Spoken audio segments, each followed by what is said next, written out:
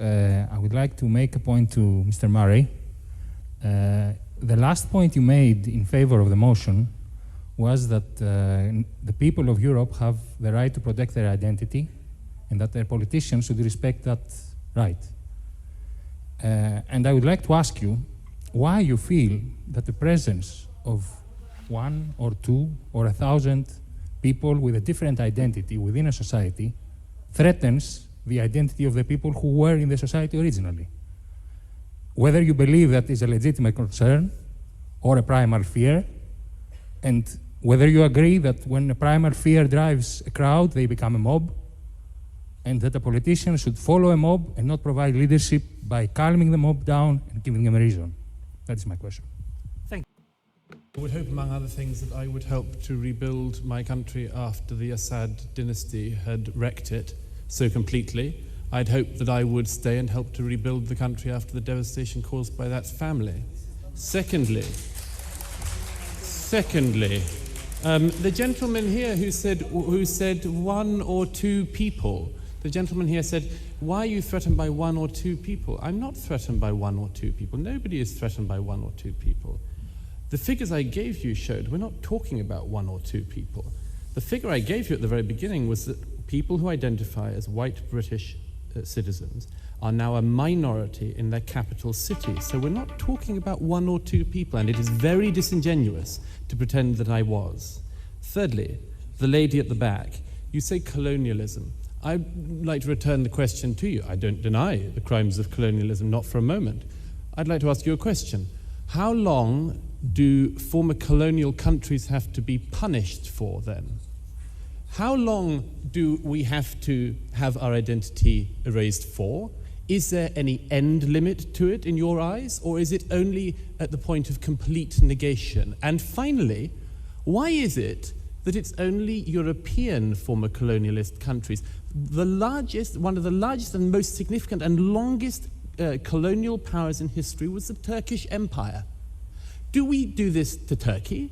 Do we say to Turkey, you must have your identity erased as well as punishment for the past? Almost every single people in the world at some point has done something historically they could be punished for. But why, I wonder, is it that it is Europeans that we are always being heard, being offered that choice? Douglas Murray, thank you. Wow, wow, wow. Douglas Murray, good as he gets, he gives just right back with those questions that were asked of the panelists. Precisely, concisely. It's like a laser-guided missile, word missiles that just go right back at the people that ask the questions. So the first gentleman asked, 1 or 2 people, even if it's 1,000, why do people care? If they said, are you scared? Why is the fiery mob, getting so upset if everything is changing? And Douglas answered the question. It's not just 1 or 2. It's disingenuous. We're talking hundreds upon hundreds of thousands, if not millions, that have come across in a very short period of time. And most of the immigrants, most of the asylees, most of these migrants are poor, uneducated. They're coming for economic reasons. They're leaving strife. They're leaving famine. They're leaving persecution. They're leaving death, destruction, war, you name it. The majority of them, as I said, uneducated and do not want to assimilate, are not willing to integrate. They shield themselves from society. They want to impose their culture, their mores, their values, their laws, their religion.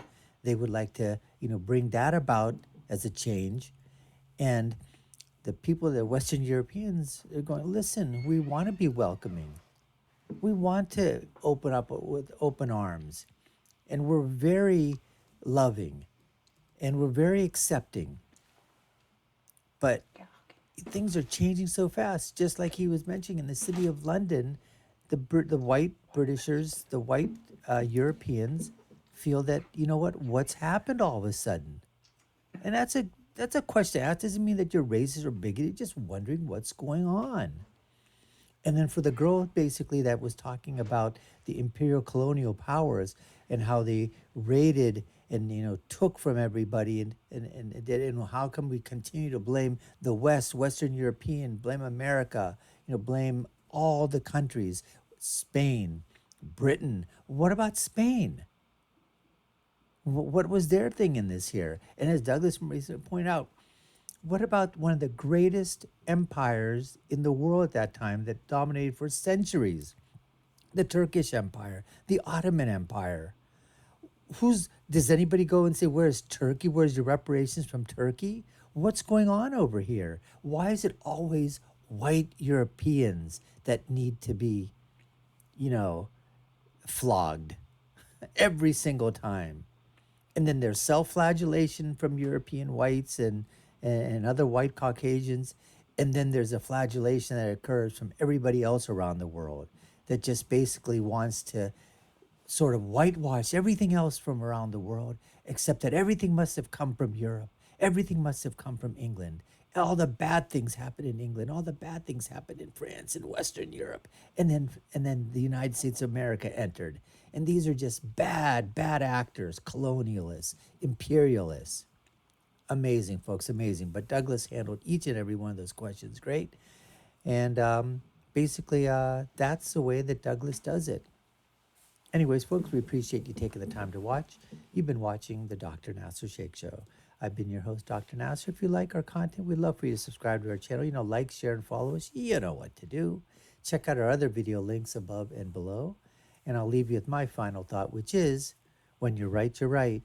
And when you're left, you're wrong. Until next time, folks, take care and stay safe.